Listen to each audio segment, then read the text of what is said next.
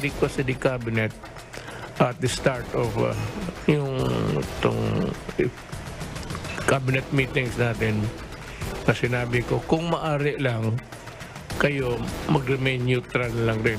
Kung may kandidato ka, just keep it to yourself and vote. The presidential bet, Isko Moreno remains unfazed despite dipping a notch in Pulse Asia's latest presidential survey. I never regret saying anything. Pag ako nagbukas na ng bibig, yun, pinaniniwala ko. And I may not be right all the time. I may not be an angel, but definitely I'm not the devil. Just a few days before the 2022 elections, Ferdinand Marcos Jr. remains the top presidential choice among Filipinos, at least according to the latest Pulse Asia survey. Even if you put together all the numbers of the contenders, hindi sila aabot doon sa frontrunner kasi more than 50%.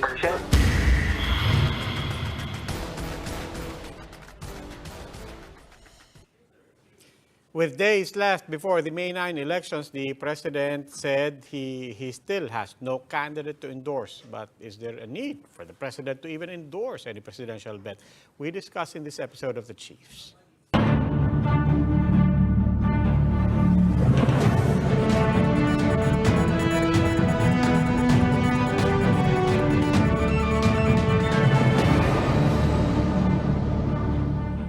We'll be joined by our guests and the other chiefs when we return.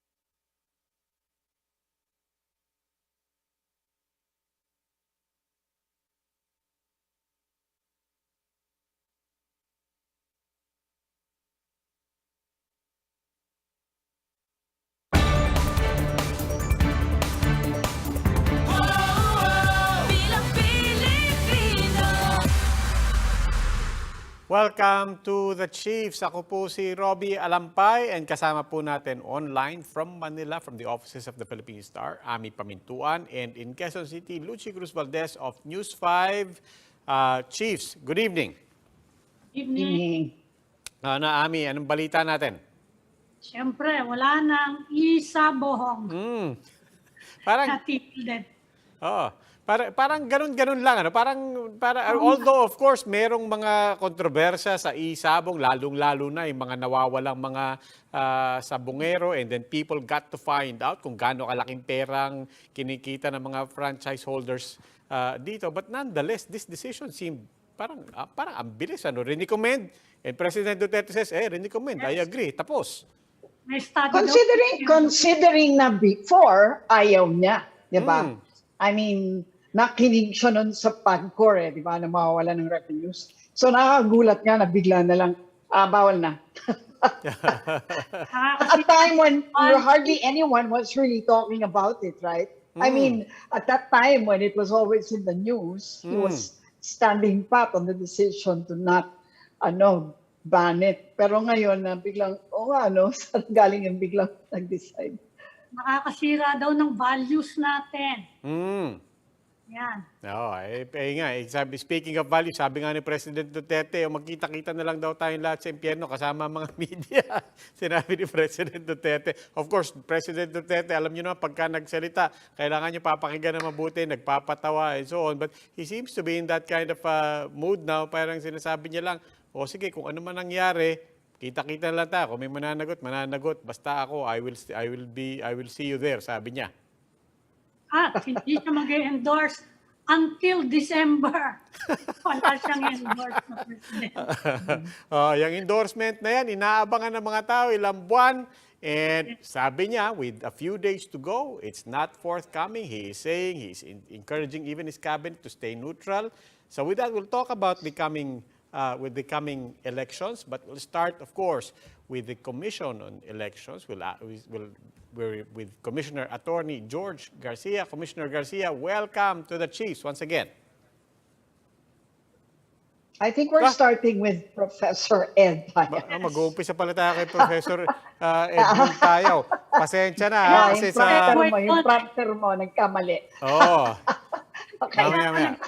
But of course, we're always happy to have Professor Tayaw with us. Professor, welcome once again to the Chiefs. And we apologize for that miscue. Good evening, Ms. Lucci and Ms. Ami. Sige, di tama-tama. Before we get to COMELEC matters and voter matters, we'll get to your concerns later. Alam namin marami rin kayong tanong sa COMELEC, lalo-lalo na yung mga kinakabahan sa registration nila and voter status. But kay Professor Tayaw muna tayo kasi marami rin kinakabahan sa surveys. So doon tayo mag-umpisa, Professor Tayaw. Your take on the walang kamatayang debate sa surveys. Paniniwalaan ba natin o hindi? Alam mo, kasi Roby, as I've always been pointing out, wala naman tayong ibang reference kung hindi surveys. And this has been the trend ever since. And tinitingnan ko nga kung kailan nagsimula yung mga survey organizations, so that at the very least we will have reason to look at which research organization actually has track record. Of course, SWS has set the trend as early as 1995, 1998, if I'm not mistaken. And then after that, yung next na presidential election, nandyan na ang pulse. Now, having said that, all the presidential surveys, kasi nga dahil sa, alam mo, every election debate ang survey na yan. Kung tama yung methodology, tama ba yung mga questions, na-cover ba yung mga sectors. And if you also remember, before, survey groups always only had 1,200 respondents. But just the same, that limited number of respondents still managed to reflect the general result of elections. General in the sense that hindi naman eksakto yung numbers mismo, even if you can somehow translate the percentage of probable votes using the surveys, medyo merong variance doon. But in terms of ranking, na consistent naman, no, sa tingin ko. The only time, actually not the only time, two occasions where survey organizations seem to have missed a thing or two. One was in 2004, no, where a major survey firm in an exit poll, no, listed the administration leading, leading by, that's why I didn't name it, but it's definitely not Pulse. Supposedly, the exit poll suggested that in NCR, the result will be in favor of the administration candidate by at least 12 or 14%, no? If my research is accurate. Basta double digit. But the opposition candidate won by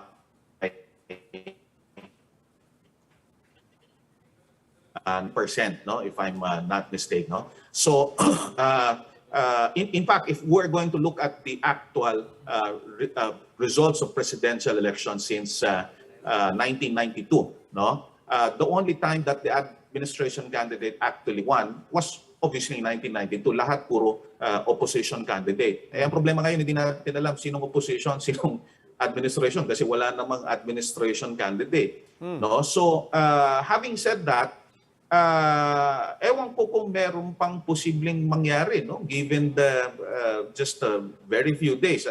Again, that's why unless there's a black swan, and when we say a black swan, it's an extraordinary circumstance. No? So maganda itong ginawa ninyo na inibitan ninyo itong COMELEC kasi talagang napakaraming concerns dyan. Ano? So baka dyan, no? Wag naman sana, pero hopefully they will be able to, you know, leaks, so to speak, if there's any. Professor Tayo, just a very quick follow-up lang dyan po sa sinabi nyo. I'm just curious, why wouldn't you presume that Bongbong Marcos is the administration candidate?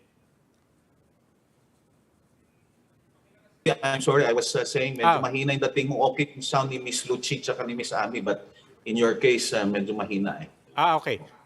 Ulitin ko lang po, kasi kanina sinabi nyo, in this particular race, it's interesting because hindi malinaw kung sino ang administration candidate and so on. Ang tanong ko lang po, isn't that Bongbong Marcos? Why wouldn't you presume that that is in fact Bongbong Marcos, notwithstanding the fact that President Duterte has not officially endorsed anyone?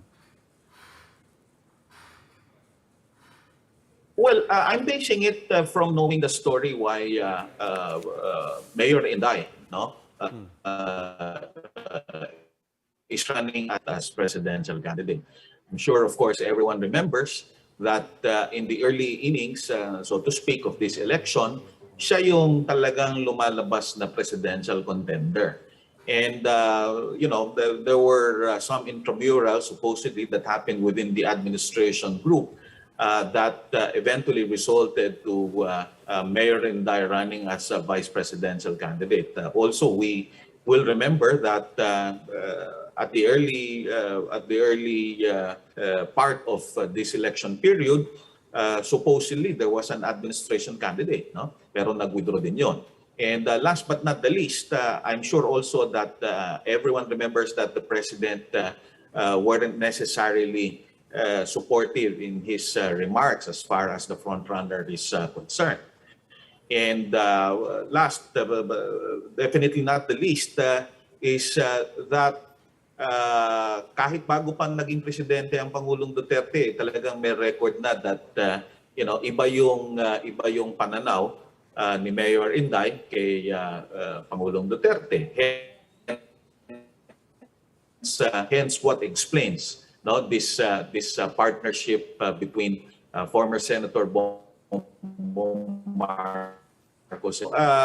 Siguro yun din yung reason why the president has refused to endorse a particular candidate. No, it may appear, and you're right, that at least in terms of extent of, I mean, the kind of support groups that have been helping the campaign of the frontrunner, many actually are identified with the administration. Pero actually kalap din sila, ano? Marami ding mga administration personalities na nasa ibang kampanya, no? So difficult to say why there is no administration candidate at this particular election. Ako ang tanong ko, Prof, at this point, no, we're like 5 days before elections, pero mainit pa rin yung debate on the reliability of the Pulse Asia survey. No? Maraming kumu-question. Ano pa rin ba? Crucial pa rin ba siya at this point in winning voters to wherever side? I mean, for example, at this point, do you think, because it's mainly the Lenin supporters who are questioning, of course, the Pulse Asia survey, no?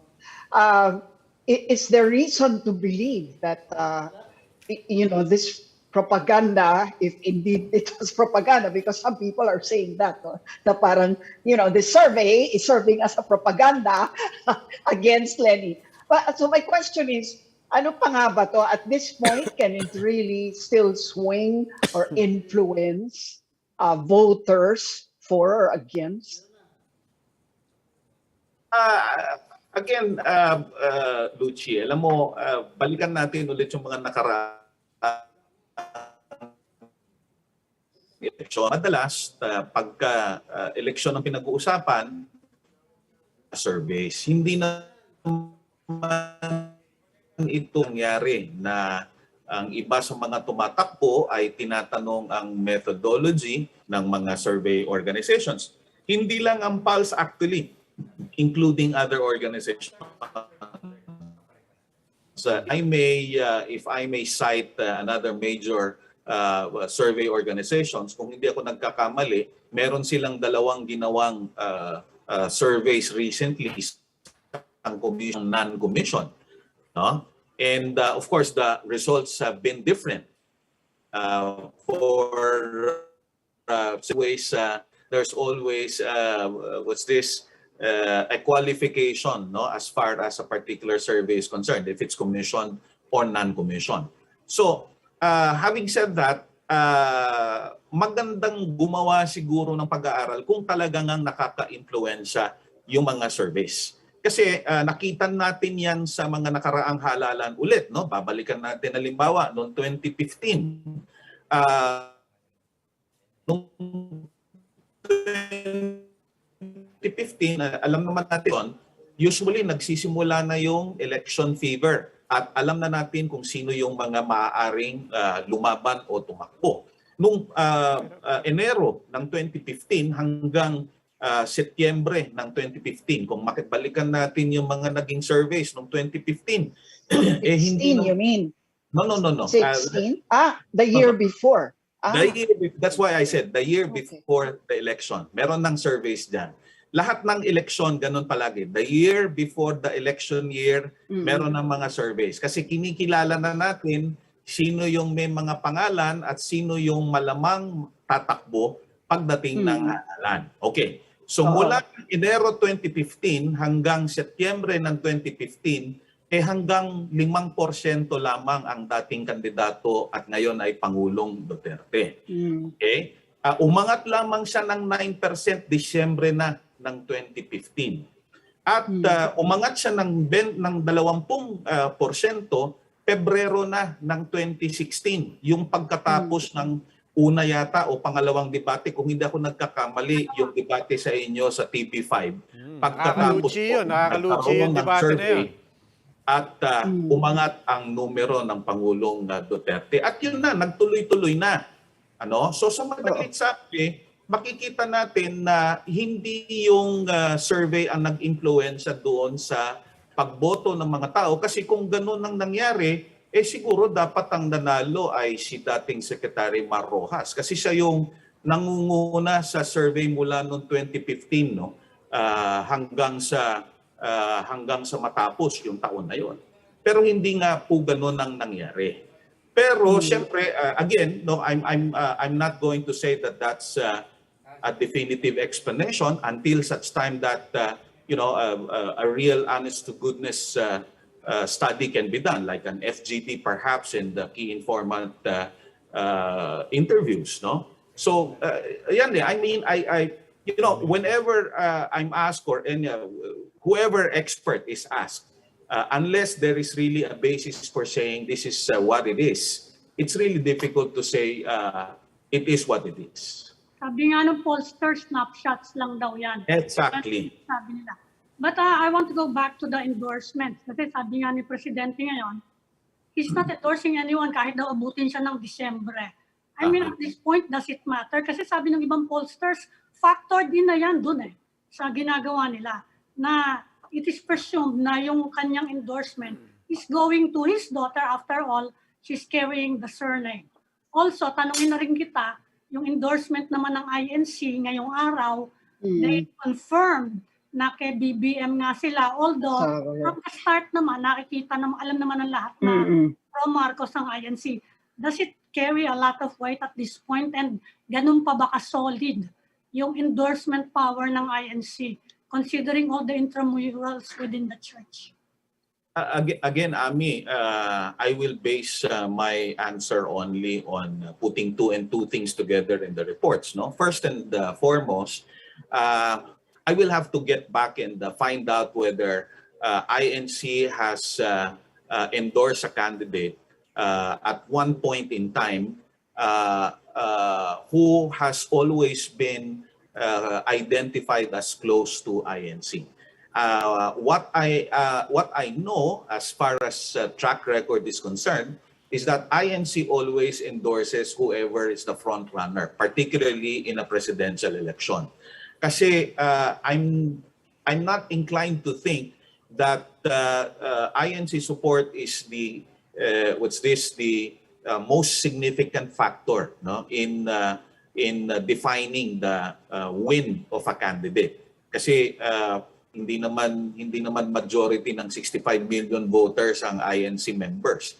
Kahit pa Catholic voters, hindi mo din masasabi yan. In other words, black voting is something that will help only in the last stretch because it will only add on to already to your numbers that you already have. Okay, that's one. Second, my thinking as far as the presidential endorsement is concerned is that it may be too late, no, for him to make an endorsement. Again, because ito nga yung mga lumalabas na malakas sa social media and so on. So I don't know if you notice, since 2010, again, magandang gumawa ng study dito, but at the very least, what I remember whenever I take part in the analysis, no, of previous elections, normally yung malakas sa social media o malakas sa internet, hindi naman nagta-translate sa actual voting, no, or actual voting results. Why is that? Again, because, you know, if you go to the countryside, it's not really that majority are already connected. In fact, many still rely on radio, not only for information, but even for entertainment. Yung mga namamalansya doon, nakikinig ng mga drama yan, no? So that has always been the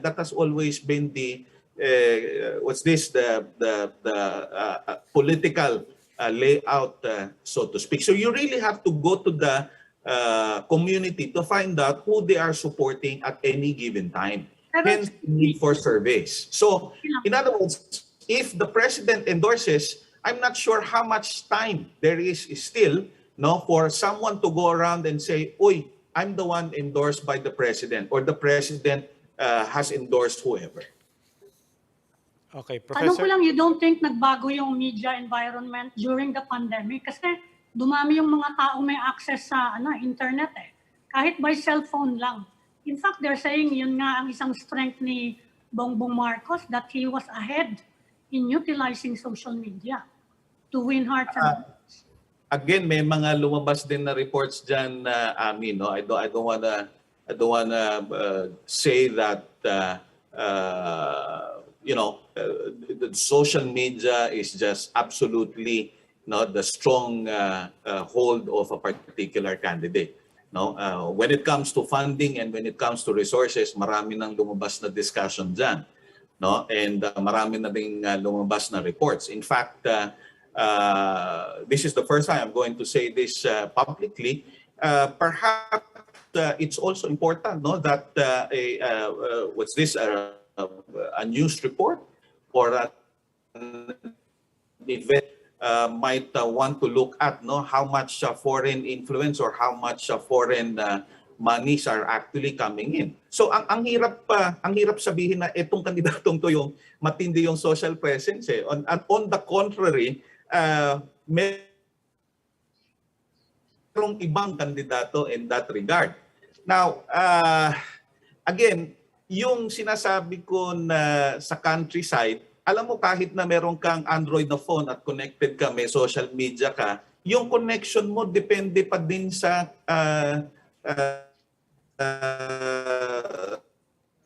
provider. In fact, the very reason why Filipinos still have to have at least 2 phones so that he has access, no, to communication at any given time. Nag-fluctuate yan. Ito lang, no, nawawala-wala yung signal ko, no, during the interview. So, how much more kung andun ka sa island provinces? No? So, I don't know. Again, unless there is a definitive study that may be conducted to determine the extent of interconnectivity and the access of Filipinos, especially the voters, as far as social media is concerned, it's difficult to say that this percentage is really influenced by social media and this percentage another. Okay, Professor Edmund Tayaw. Sir, maraming salamat po. Thank you, Professor. Salamat Thank you, Prof. Salamat po. Professor Tayaw is also Executive Director of the Local Government Development Foundation. Please stay with us. The Chiefs will be right back.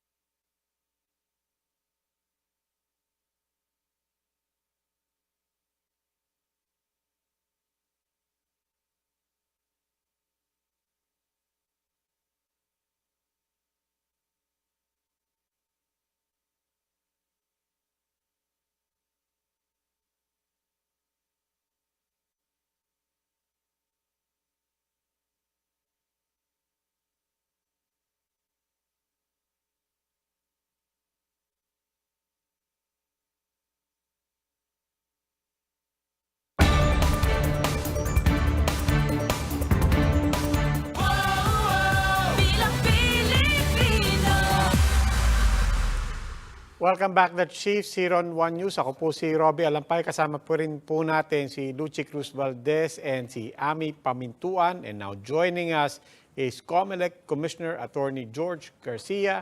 Commissioner Garcia, welcome once again to the Chiefs. Good evening, sir. Good evening. Ma'am Ami and Ma'am Lucy. Good evening po sa televiewers natin. Sir, good evening po. Ay, unahin po natin yung, alam ko, marami tayong nanonood, din yung concern nila dahil past 2 weeks pa, simula nang lumabas yung voter verifier or yung precinct finder as people still call it, maraming medyo may konting aberya, people couldn't access it. And then, I know a lot of people personally na nung na-access nila, nagpanic sila kasi sabi, deactivated daw sila and then they found other ways to verify. Active pala sila. Ayos na po ba ang ating voter verifier? Siyempre hanggang ngayon po may mga problema pa rin. Pero when we try to balance the advantages and disadvantages, madami pong may nanawagan din na medyo kilala po na dating punong maestrado na sana na lang po yung precinct finder. Actually po, madami rin po kasing nakinabang at madaming manalaman po yung kanilang status ng registration. Madami rin po nagrereklamo, tama po yun. Pero kung babalansehin po natin, sayang din po itong technology nito in the first place. DICT po naman ang partner natin. And with all honesty, wala po kami intention na lituhin yung mga botante. Ito po isang tulong. In fact, in the past, wala naman po talaga tayong precinct finder. Ginawa lang po natin ito para at least makakatulong sa mga kababayan natin who wanted to use the internet and find out the status of the registration. But aside from that, if you can still remember po, Ma'am Ami, Ma'am Lucy at Sir Robbie, before naman po, wala nga po tayong precinct finder and yet nakakaboto tayo during the election. So in this case, we have the precinct finder and at the same time, we have the voters information sheet. As of today, we almost have 75% distributed na po nationwide. And thirdly, we have the voters assistance table or desk sa pagpasok niyo po sa entrance ng mga eskwelahan ninyo. And then fourthly, meron po tayong list of voters sa mismong labas ng presinto, nakapaskil po dyan. And then when you go inside the precincts po, meron po tayong election day computerized voters list. Nung bumuta po si Ma'am Lucy, na kitang-kita po doon, nandun yung picture nyo, nandun yung doon po kayo fingerprint, pagkatapos meron po kayong signature and yung serial number ng balota nyo. So these are all the ways by which a voter can be able to verify po yung status ng kanyang registration. So with all due respect po and pasensya na, the precinct finder will have to stay. I mean, don't get us wrong. Of course, nobody here is advocating. Gusto lang po namin kumustahin. Kamustahin sistema because precisely a lot of people want to use it but the experience over the past 2 weeks was less than ideal. Yes, sir. We really admit that po. But ang importante po, until today, it's not being hacked or have been hacked by anybody. Alam niyo po, noong 2019, meron tayong bad experience po eh. Yun ang iniwasan talaga namin, yung ma-hack po yung system natin.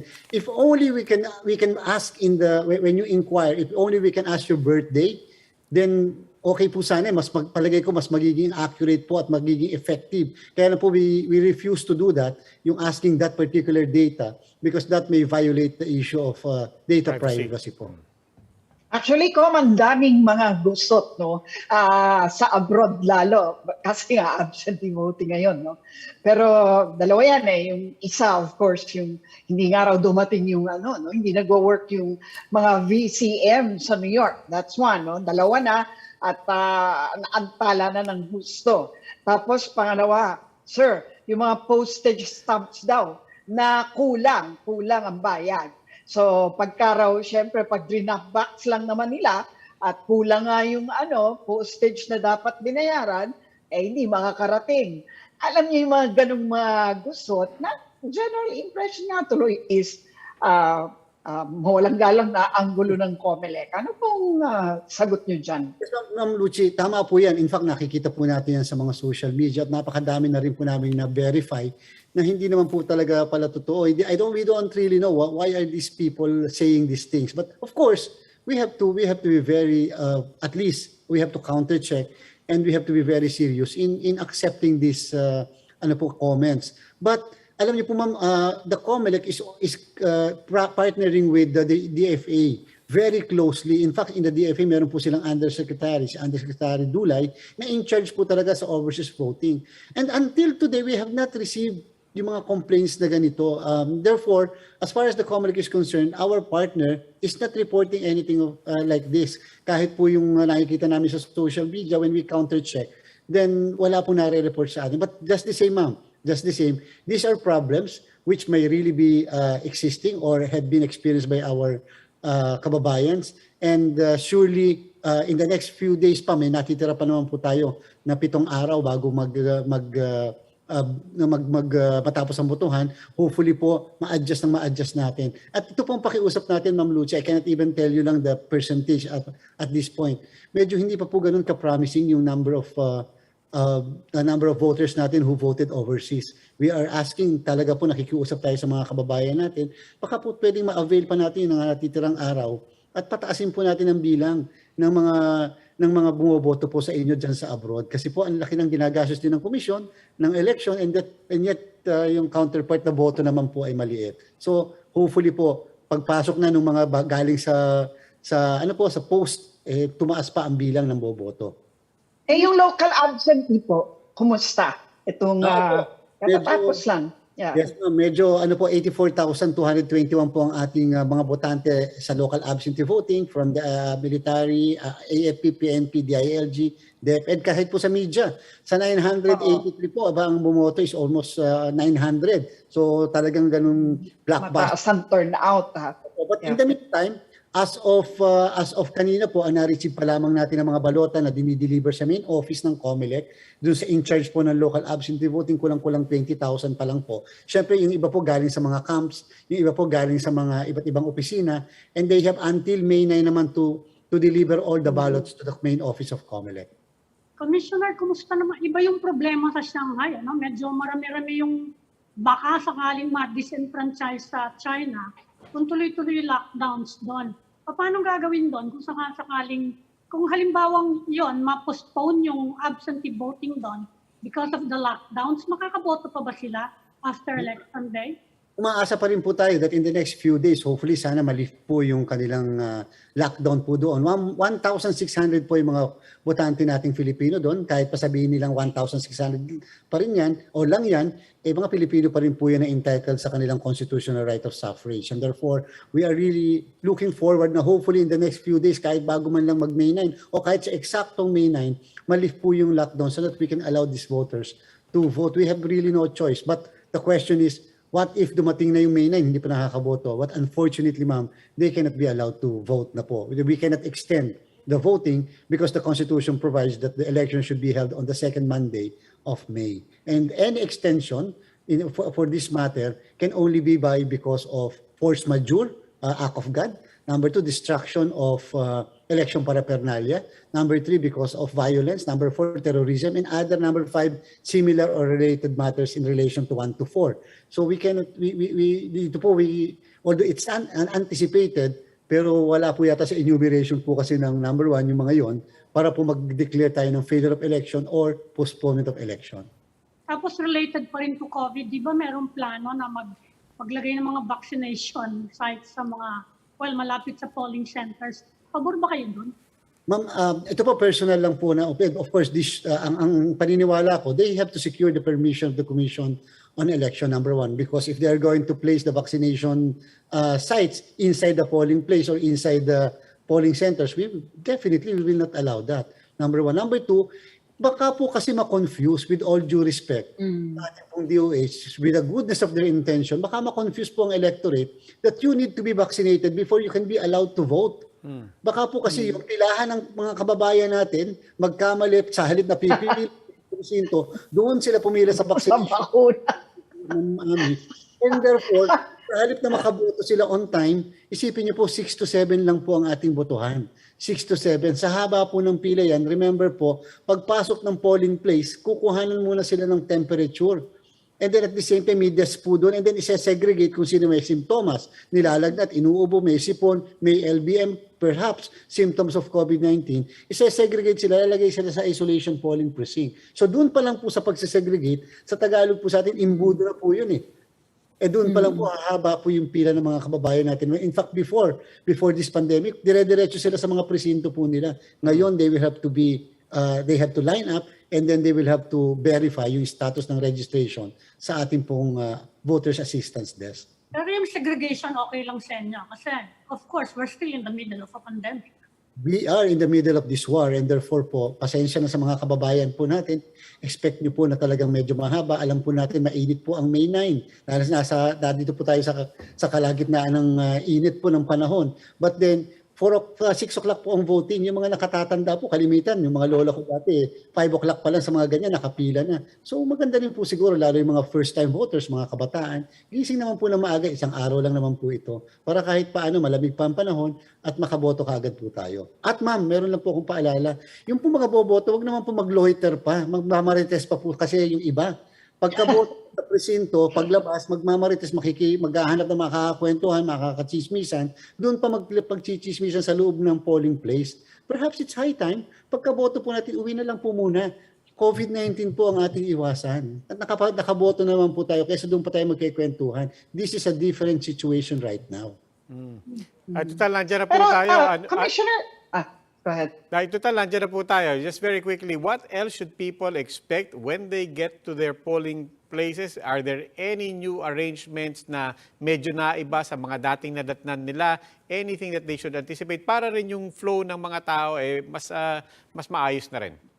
Okay po, basta po ngayon we would like to clearly emphasize and reiterate, no need for vaccine card, no need for face shield, no need for RT-PCR test result, no need for antigen test result. So long as you are a registered voter and with the mask, you can vote. In fact, kahit po may symptoms ng COVID-19, maaari nga po may COVID-19 positive pa, but asymptomatic, o kahit nga po may COVID-19 pero nakalabas sa isolation facility for whatever reason, ay napalabas ng barangay, o kaya pinayagang makalabas sa isolation facility, we cannot do anything about that. Hindi na po namin kasalanang nakalabas yun, pero pabobotohin po namin because it is a constitutional right. Sir, ulitin lang po natin yan because it seems like a very, very important, and hindi naman po sa nagiging journalist tayo dito, pero nakakapraning talaga yung mga senaryo na ganyan.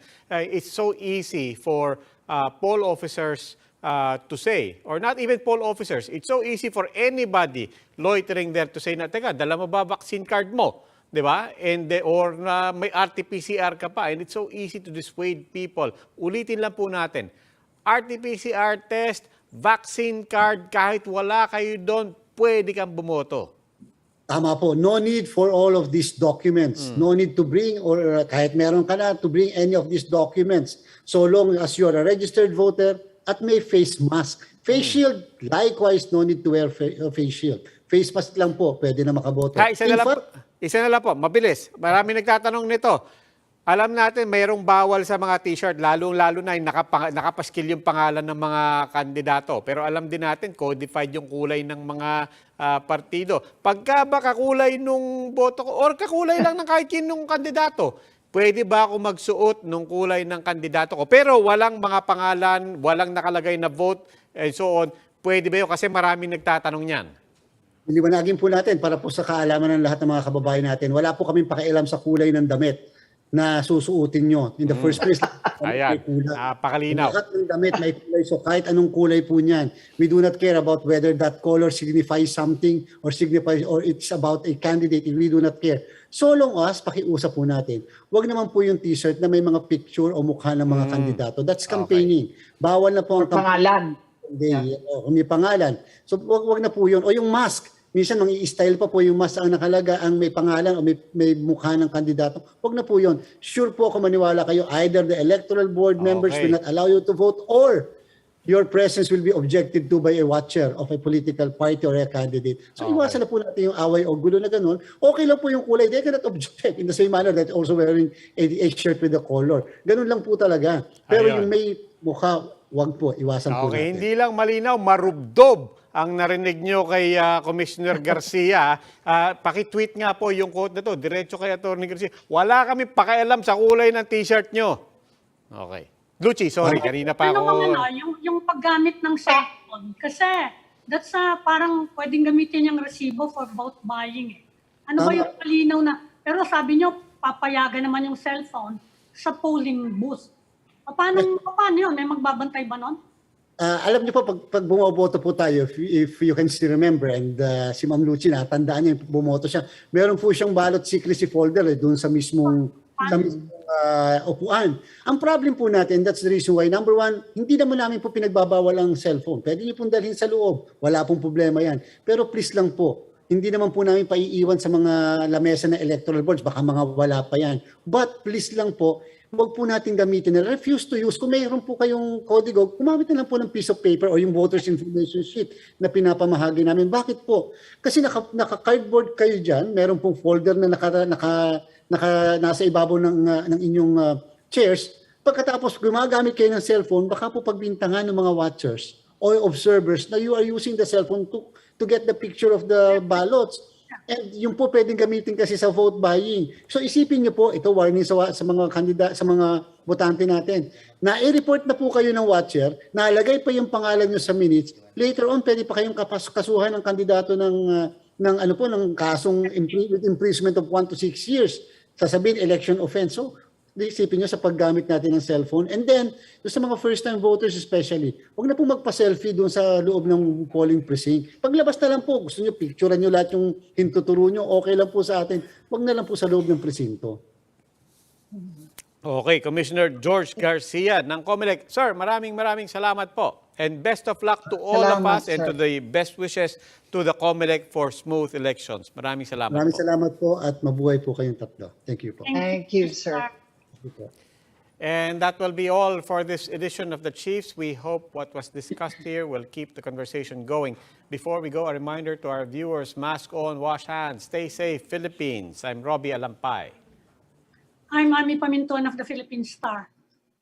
And I'm Lucy Cruz Valdez of News 5, and we are One News.